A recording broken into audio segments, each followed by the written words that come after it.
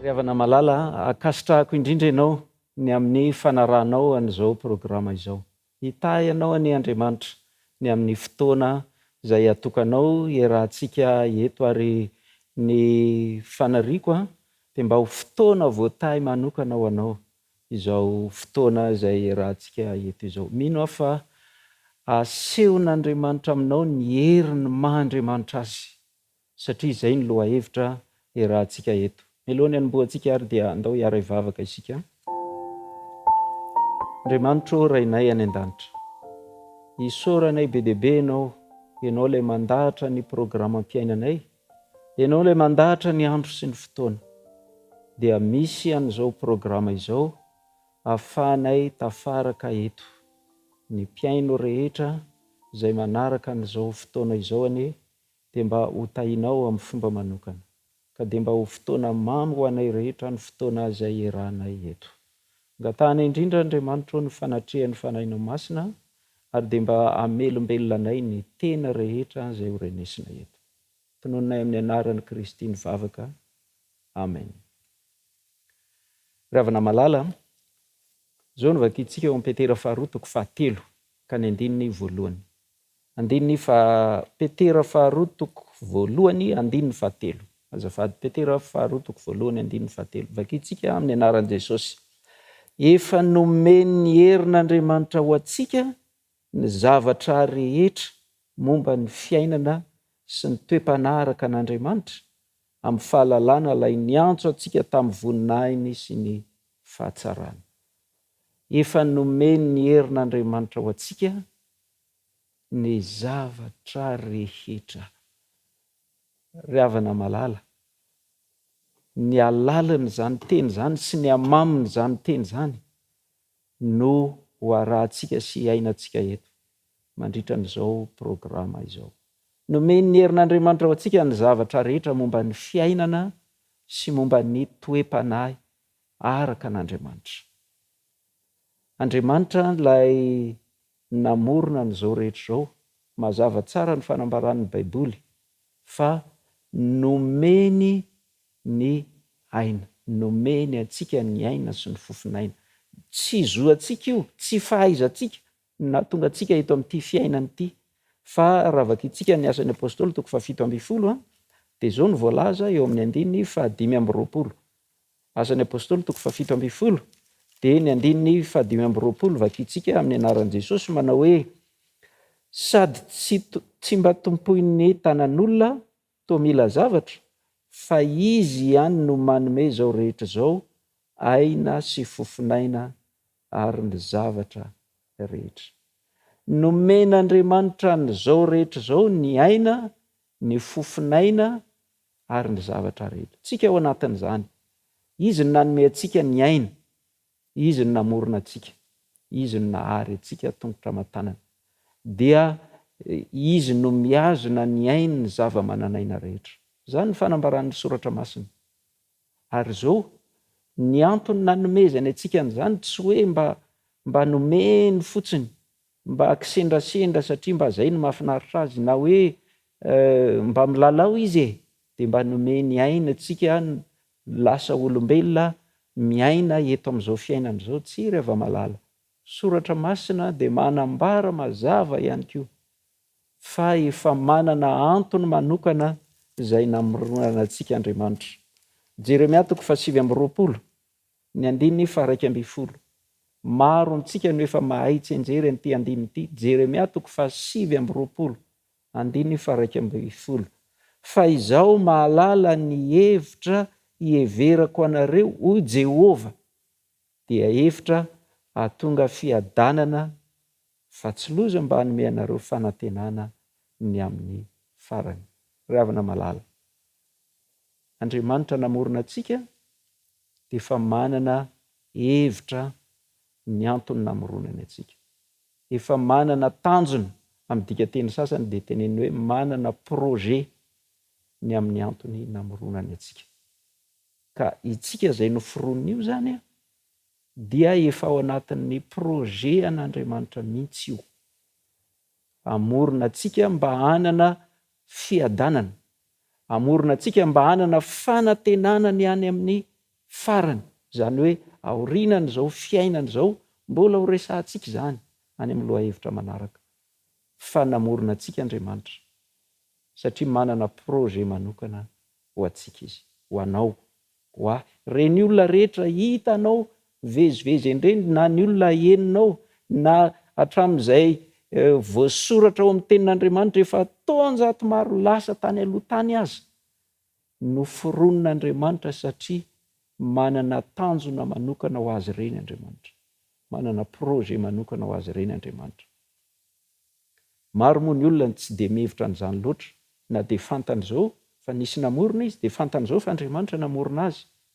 Mandre ihany koa izy fanambarana sasany avy eo amin'ny soratra masina na avy amin'ny andram-piainana iainany fa Andriamanitra dia mandamina ny fiainan'ny zanak'olombelona sy ny zava-mananaina rehetra, fa izy tsy te hieritreritra n'izay projet an'Andriamanitra momba azy ihany.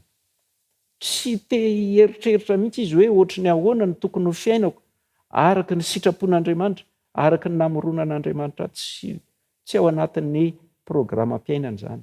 Fa ianao mino aho fa tsy zany ianao, tsy zany tsika. Inoko fa isika izao indrindra aoriana ny anaranao an'ity fandaharana ity, dia eto zany dia iriko indrindra ianao mba hanaraka hatramin'ny faran'ny fandaharana rehetra izay rahantsika eto. Fa ny Andriamantsika dia nilaza fa manana hevitra izay heverana antsika izy, izay ny antony nametrahany antsika eto amin'ity fiainana ity. Ary napetraka Andriamanitra amin'ny toerana misy azy avokoa ny tsirairay avy, ny mombamomba azy, ny lehilahy sa vehivavy, ny firenena misy azy, ny ray aman-dreniny, ny vanim-potoana eo amin'ny tantarany tany, aiza ho aiza amin'io izy no miaina eto amin'ity fiainana ity, sy ny antsipirian-javatra rehetra momba ny tsirairay avy amintsika, Andriamanitra nandamina an'izany. Fiainantsika io efa projet an'Andriamanitra io. Dia ilay andininy fototra novakitsika teo, efa nomeny ny herin'Andriamanitra ho antsika ihany koa rehefa namorona antsika izy ny zavatra rehetra momba ny fiainana, sy momba ny toe-panahy araka an'Andriamanitra. Resantsika eo amin'ny tapany faharoa le hoe nomen'Andriamanitra antsika ny zavatra rehetra momba ny toe-panahy araka an'Andriamanitra. Fa hatreto zany aloha dia tsara mba ho mafiorina tsara ao am-pontsika ao. Andriamanitra ilay namorona antsika dia efa manana projet ho amin'ny fiainantsika izy, ary efa nomeny ny heriny amin'ilay heriny mahagaga tsy toa tsy tafetra ny zavatra rehetra ilayntsika amin'ilay fiainana mba hiainantsika araka ilay projet efa nisoritany eo amintsika tsirairay avy, ho an'ny fiainantsika tsirairay avy. Ny zavatra anankiray tena zava-dehibe ihany koa nefa tsara ho marihana amin'io fiainana izay namoronan'Andriamanitra antsika io, dia ilay fiainantsika eto tsy mbola ilay mandrakizay, tsy mbola ilay fiainana tsy manam-pahataperana, fa misy antony, misy projet an'Andriamanitra ny fiainantsika eto, kanefa antony izay iomanantsika ho any amin'ilay tena izy, ilay tena fiainana, dia ilay fiainana mandrakizay izay mbola ho resantsika ihany koa any aoriana any. Zao mantsy ny voambara Petera ihany, Petera voalohany toko 2 dia ny 9:12. Petera voalohany toko 2 9:12. Dia zao ny fivaky teny amin'ny anaran'i Jesosy hoe ry malala, mananatra anareo aho satria vahiny sy mpivahiny anareo. Fadio ny filan'ny nofo fa miady amin'ny fanahy ireny. Mbola ho resantsika iny le hoe filan'ny nofo, ny asan'ny fanahy rehefa hiresaka ny amin'ny toe-panahy araka an'Andriamanitra isika. Fa ny zava-dehibe tsy piantsika eto le fiainana voalaza eto, nomen'Andriamanitra antsika ny zavatra rehetra momba ny fiainana, nomeny ny herin'Andriamanitra antsika zany, nampiasa ny heriny mihitsy Andriamanitra, ny hery maha-Andriamanitra azy mba hananantsika ny zavatra rehetra momba ny fiainana. Fa mariny tsara ihany koa fa mandalo io fiainana io, le fiainana mandalo zany, vahiny sy mpivahintsika eto amin'ity fiainana ity, ka ahoana zany no anarahako tsara lay zavatra efa nataon'Andriamanitra eo amin'ny fiainako, lay projet an'Andriamanitra eo amin'ny fiainako, lay fiainana mandalo ity. Satria ty fiainana ity no hamaritra n'lay ho mandrakizay, lay fiainana mandrakizay. Ka ity fiainako ity zany a, ty fiainantsika ity, ianao sy za lay mpivahiny mandalo eto, dia tokony andamina tsara araka ny projet an'Andriamanitra ny fiainantsika, mba hatratrarantsika n'lay mandrakizay efa nomanin'Andriamanitra ao antsika. Tsy eto le mandrakizay, tsy eto le tena izy, fivahinianana vetivety fandalovana fotsiny eto, fa efa misy sordalana mazava tsara kosa no soritan'Andriamanitra ny amin'ny fiainantsika eto amin'ity fiainana mandalo ity. Ka ahoana ny atrehako ny fiainako eto sy ny ho mandrakizay ako. Dia mazava zany arak'izany fa ny fomba fiainako eto no fomba hiatrehako ny ho anjarako aorianan'ity fiainan'ity.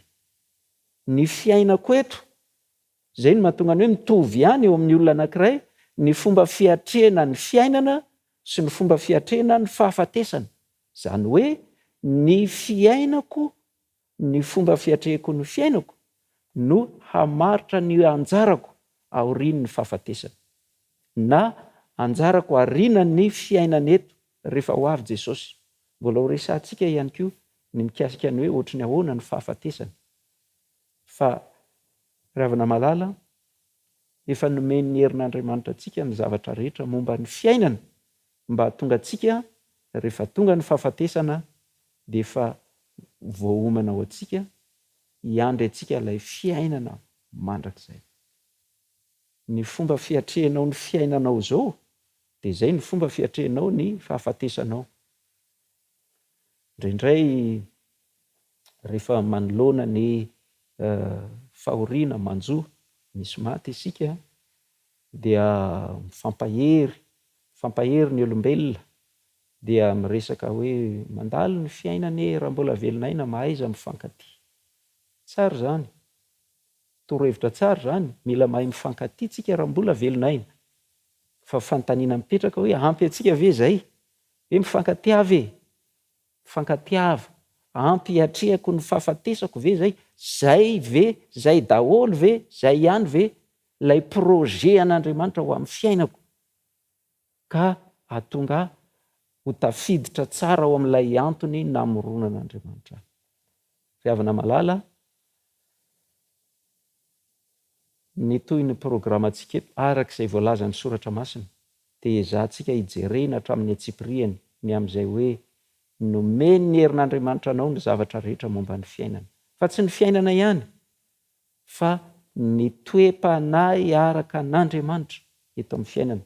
Ilay toe-panahy araka an'Andriamanitra moa zany raha fitinina dia hoe fiainana araka ny toetra an'Andriamanitra, miaina amin'ny toe-panahin'Andriamanitra, miaina ao amin'ilay toetra zay tena tian'Andriamanitra hiainako. Jesosy indray mandeha dia nanao fanambarana hoe aoka ho tanteraka ianareo tahaka ny fahatanterahany rainareo zay any an-danitra. Aoka ianareo mba ho parfait, ny fomba fiainanareo tanteraka, parfait. Ohatra ny hoe Andriamanitra parfait, tanteraka, tsisy tsiny. Aoka mba ho izany ny fiainanareo. Ry havana, efa nomeny ny herin'Andriamanitra ho antsika ihany koa ny zavatra rehetra mba hananantsika n'izany fiainana izany. Dia ozintsika hoe fa maninona ary ihany mbola tsy manana an'izany? Maninona ary rehefa jerena ny zavatra misy eto amin'ity tany ity, toa ohatra ny mifamadika amin'izany. Izany indrindra no ho resahantsika eto. Fa ny Baiboly tsy manafina. Baiboly dia milaza mazava fa amin'izao androntsika izao indrindra, amin'ny andro farany, dia hisy ny olona ohatra ny hoe manana ny toe-panahy araka an'Andriamanitra. Endriky ny toe-panahy araka an'Andriamanitra fotsiny. Endrika, fa tsy tena izany. Ravina malala, soratra masina nefa efa miresaka amintsika ny tsiambaratelo. Ny fomba tena hiainantsika n'izany, tena izy. Tsy endrikendrika fotsiny ivelany, tsy fombafomba fotsiny. Hitahy anao Andriamanitra, hitantsika ny Andriamanitra, mba ho tena ho isan'ireo izay tena manana ny toe-panahy araka an'Andriamanitra tsika fa tsy endriny fotsiny. Ary zao nomen'Andriamanitra anao ny herin'ny safidy. Ny herin'Andriamanitra dia efa nametraka ao amintsika ny herin'ny safidy, ka na dia misy mpamitaka aza, misy fanahy ratsy eto amin'ity fiainana ity, misy fahavalo mamitaka, dia zao mamitaka ny azony atao, maka fanahinao mba hanao zavatra tsy tsara, fa tsy azony atao ny manery atsika hanao zavatra tsy tsara. Fa matoa nanao zavatra anankiray zay tsy akasitra an'Andriamanitra dia safidiko zay. Ary raha izandray no isafidiny tsy hanaraka zavatra tsy akasitrahan'Andriamanitra, dia safidiko no ahatonga an'izany. Ny herin'ny safidy. Ho resantsika hoe ahoana ny ampiasana ny herin'ny safidy. Ravana malala, faniriako lalina hiaraka eto amin'izao programa zao zika. Androany zany aloha azadina. Efa nomeny ny herin'Andriamanitra anao ny zavatra rehetra momba ny fiainana. Efa nomeny ny herin'Andriamanitra anao ny zavatra rehetra momba ny toe-panahy hiaraka an'Andriamanitra. Andao angatantsika Andriamanitra mba hanampy antsika, mba ho tafapetraka tsara eo ambanin'ny tana maherin'Andriamanitra isika, dia mba ho azontsika hiainantsika sy tena zava-misy eo amintsika tokoa ireo zavatra rehetra zay efa nomeny ny herin'Andriamanitra antsika ireo. Hivavaka isika. Andriamanitra, Rainay any an-danitra, angatahako ianao mba hamela ireo heloka tsy nety rehetra tamin'ny lasa. Angatahako ianao mba hamofo ao an-tsainay ny fanirianay mba hanana fiainana mifanaraka amin'ny sitraponao, mifanaraka amin'ny hevitra namoronanao anay, mifanaraka indrindra amin'ny projet-nao, ary mba ho araka ny toe-panahinao Andriamanitra izay namoronanao anay. Matoky aho fa noho ny famindramponao dia hitantana anay ianao, hitantana anay mba hahatratraranay an'izany tanjona izany. Tononinay sy angatahnay amin'ny anaran'i Kristy nivavaka. Amen.